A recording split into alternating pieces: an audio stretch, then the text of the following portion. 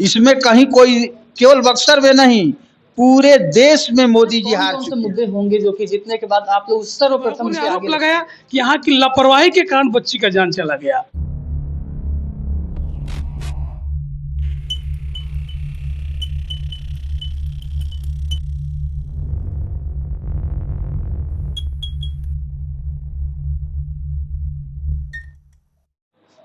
अभी हम बक्सर में हैं और सभी प्रत्याशी मैदान में उतर चुके हैं और बक्सर को लेकर हम निकल चुके हैं चुनावी मैदान में। अभी हम भी हैं और हमारे साथ अभी बक्सर जिला के जिला अध्यक्ष और प्रदेश के झुग्गी झोपड़ी अध्यक्ष जी हमारे साथ जुड़ चुके हैं। इन लोगों से हम बात करेंगे आरजेडी सुधाकर सिंह को लेकर।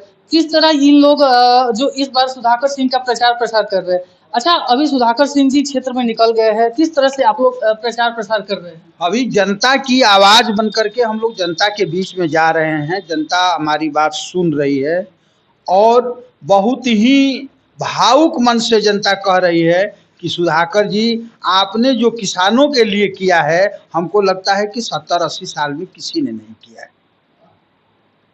इस बार आप लोगों का मुकाबला बहुत बड़े-बड़े पार्टियों से हो रहा है, उसको लेकर क्या कहिएगा? कोई बड़ी पार्टी नहीं है, भारतीय जनता पार्टी है।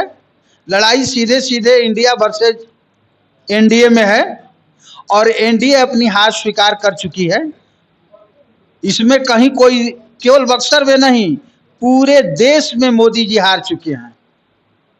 बक्सर तो हारना है उनको और बुरी तरह हारना है।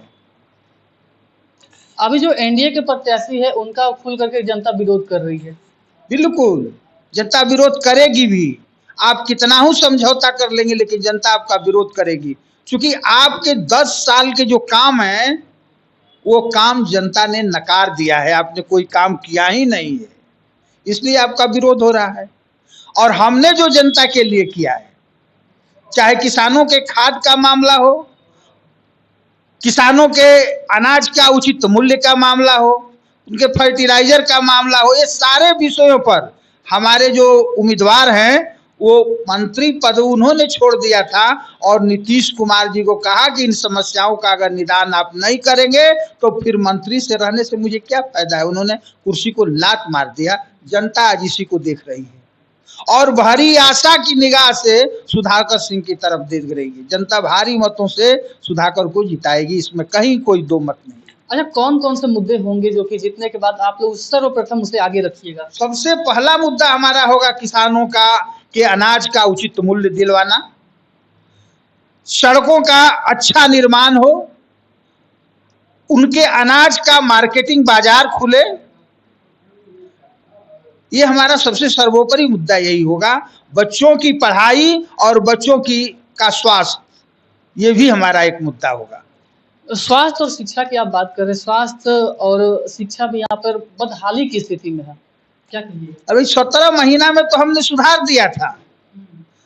ये डिपार्टमेंट दोनों के दोनों डिपार्टमेंट मिले थे तेजस्वी जी को और स्वास्थ्य विभाग जितनी अच्छी तरह चल रहा था, अच्छा नहीं लगा नीतीश कुमार जी को, पलटी मार के चले गए उधर। सड़क का मामला हो, शिक्षा का मामला हो या स्वास्थ्य का मामला हो, ये सारे मामले हमारे बहुत ही सुचारू ढंग से चल रहे थे।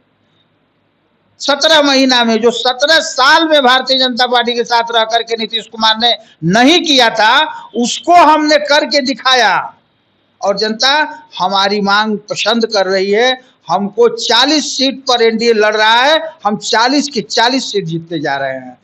धू मुंह की खा करके मोदी को यहाँ से जाना पड़ेगा बिहार से। अच्छा, क्या इस अगर दोबारा से अगर नीतीश कुमार जी आरजेडी मानने की कोशिश करें तो क्या आरजेडी वापस लेगी उनको? संभव ही नहीं है। ठीक है, अब नीतीश जी जहाँ है वहीं रहे। नीतीश जी 24 के चुनाव बहुत खत्म हो रहे हैं, इसलिए लेने और न लेने का कोई प्रश्न ही नहीं है। 24 में खत्म है वो।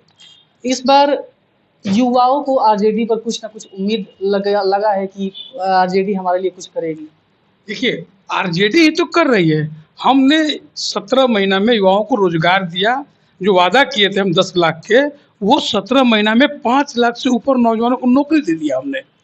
तो इसलिए युवा हमारे साथ हैं, किसान हमारे साथ हैं, उसके बाद गरीब गुरबा जो है वो हमारे साथ हैं। सामाजिक न्याय की सरकार है और सामाजिक न्याय की सरकार इस बार बक्सर से हम लोग तिवारी जी को विदाई कर देंगे। ये जनता करे, हम नहीं कर रहे हैं। एक एक गरीब लोग कह रहे हैं कि 10 साल में जो हमारे ये सांसद थे इन्होंने कुछ नहीं किया, इसलिए इनके उम्मीदवार को इस बार यहाँ से जाना पड़ेगा। इधर से उधर का उम्मीदवार नहीं काम करेगा। आया राम गया राम। अच्छा, क्या लगता है कितनी बड़ी लड़ाई है इस बार? कोई लड़ाई नहीं है। इस बार जनता सुधाकर सिंह को जिता चुकी है एकदम एक वोट से कम 3 लाख वोट से हम लोग चुनाव जीतेंगे। 3 लाख वोट से। कोई लड़ाई नहीं है यहाँ। कोई मैदान में नहीं है इस बार। दिखावे के लिए है लोग, मैदान में कोई नहीं है, क्योंकि जनता जब लड़ाई लड़ रही है तो मैदान में रहने का कोई प्रश्न नहीं है। इनके सांसद कह रहे थे कि हम 1 साल में एक गांव को हम स्मार्ट गांव बनाएंगे। 10 साल में इन्होंने एक गांव का स्मार्ट नहीं बनाया। इसलिए लोग आज खोज रहे हैं कि लोकसभा क्षेत्र में कौन सा गांव है जो भाजपा के सांसद स्मार्ट बनाए हैं। लोग खोज रहे हैं कि कहाँ है आयुष्मान कार्ड का दावा। आप तो कह रहे हैं कि हम आयुष्मान कार्ड बनाए, लेकिन इलाज कहाँ होगा।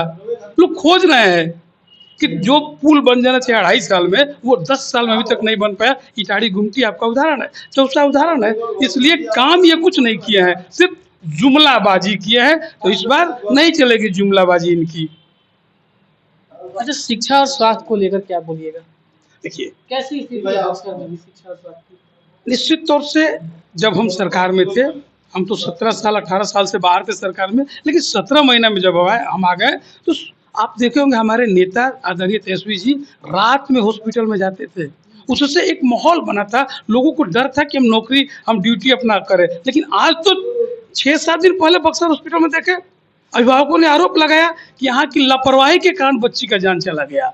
हम उस दिन गए थे हॉस्पिटल में, इनकेस जैसे मान लीजिए कि नीडल लगा हुआ था और पानी वो बोतल चढ़ा दिया गया था और उसमें खाली वाला बोतल में खोस दिया गया, पानी चढ़ रहा था। पानी है ही नहीं तो चढ़ेगा क्या भाई। दूसरा किसी ने अभिभावक ने कहा कि अरे आपकी बेटी का जो पानी चढ़ रहा है इसमें तो पानी नहीं है। तब देखा गया कि जो ओरिजिनल पानी वाला था उसमें नीडल नहीं लगा था। लापरवाही है। आज मैं कह रहा हूँ कि स्वास्थ्य विभाग में लापरवाही है, इसमें कहीं दो मत नहीं है। एनडीए के प्रत्याशी बोल रहे हैं कि इस बार हमारे टक्कर में कोई है ही नहीं।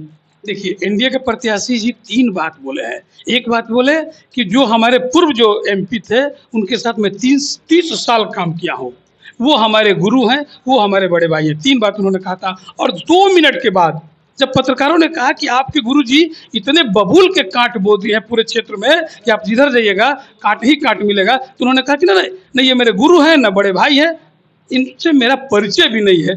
तो मैं बक्सर की जनता तो यही सोच रही है कि जो व्यक्ति कह रहा है कि 30 साल तक मैं इनके साथ काम किया हूँ और वो 3 मिनट में पलट जाते हैं, तो बक्सर की जनता सोच रही है कि ये क्या करेंगे। इसलिए कोई सवाल ही नहीं है इससे लड़ाई का। बक्सर की जनता तय कर ली है इस बार सुधाकर। जैसा कभी सुन सकते अभी हमारे साथ आरजेडी के जिला अध्यक्ष और प्रदेश अध्यक्ष झुग्गी झोपड़ी के अध्यक्ष संतोष भारती जी थे। और आप लोग क्या सोचते हैं आरजेडी के बारे में, सुधाकर सिंह जी के बारे में, कमेंट कर जरूर बताइएगा।